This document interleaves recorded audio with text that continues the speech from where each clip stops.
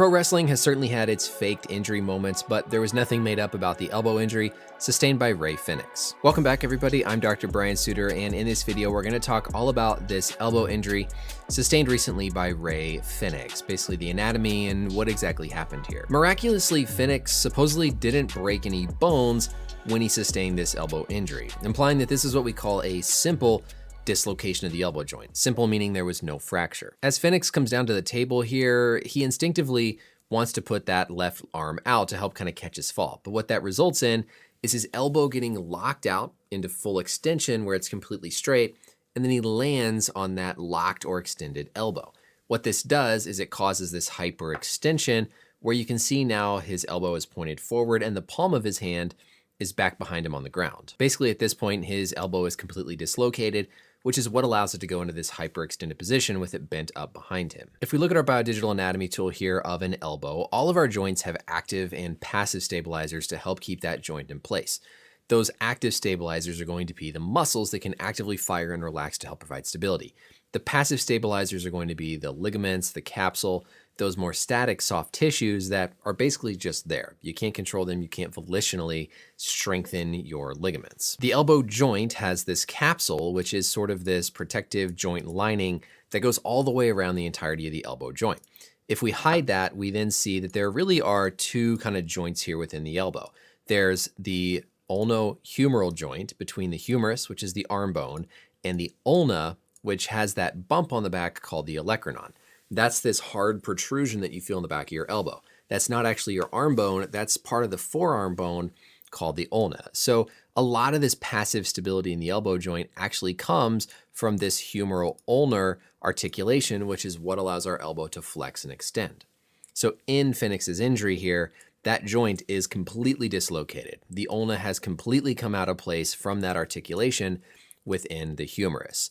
Now there also is the radius in the elbow. The radius is the bone that spins and allows your forearm to turn your palm up and palm down. That joint with the humerus is called the radiocapitellar joint. On the inside portion of the elbow, we then have our UCL, our ulnar collateral ligament, which is made up of these three different bundles. Specifically, this anterior bundle is what we see torn whenever somebody has an injury that leads to a Tommy John surgery. And this provides that majority of valgus stability from the elbow kind of bending inward. On the other side, we're going to have the radiocollateral ligament that does the opposite, but on the outside of the elbow. There's some other ligaments here, the annular ligament around the radial head, the lucal or the lateral ulnar collateral ligament.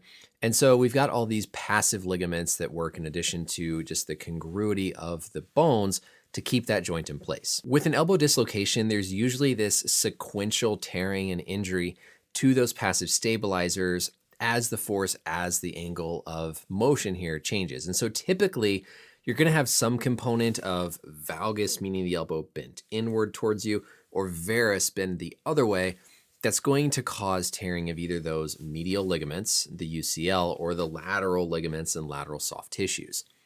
There's been different descriptions of saying, well, it's always the lateral ones and then it progresses around the elbow to the medial. Other studies will say it's more the medial that then progresses around to the lateral side.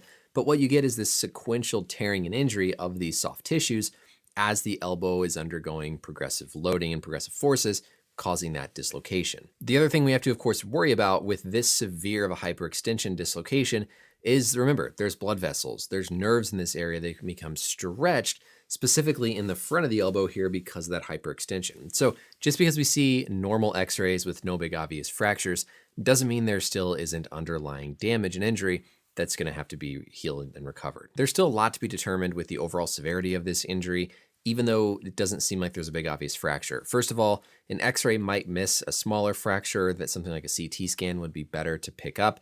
And you're certainly going to have some degree of ligament damage after you have a dislocation like this that you're going to have to wait and get an MRI to fully appreciate. You don't have to have surgery for all these elbow dislocations, especially if they're simple.